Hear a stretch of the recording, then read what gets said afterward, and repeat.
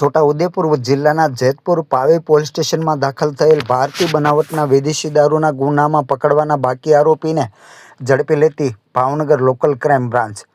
તારીખ 16/5/2026ના રોજ Bhavnagar local crime બ્રાન્ચના પોલીસ સ્ટાફના માણસો તળાજા પોલીસ સ્ટેશન વિસ્તારમાં પેટ્રોલિંગમાં હતા. તે દરમિયાન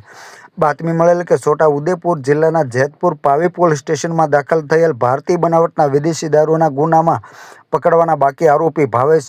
ચંદુભાઈ જાંબુચા રહે દકાનાવાળો હાલ દકાના ગામના બસ સ્ટેન્ડ પાસે ઊભો છે તેવી ચોક્કસ બાતમીના આધારે એલસીબી પોલીસ દ્વારા રેડ કરવામાં આવતા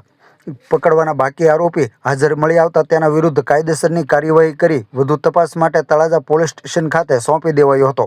આરોપીનું નામ જણાવી દઈએ તો ભાવેશ ચંદુભાઈ જાંબુચા, ઉંમર વર્ષ 24, ધંધો ખેતી, રહે નવાપરા શેરી, દકાના, તાલુકો તળાજા, જિલ્લો ભાવનગર. આ કામગીરીમાં in charge police inspector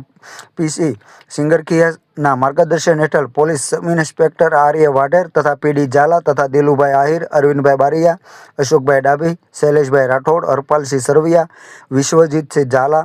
Dhruvrajsinh Gohil, Pragneshbhai Pandya સહિતના જોડાયા હતા.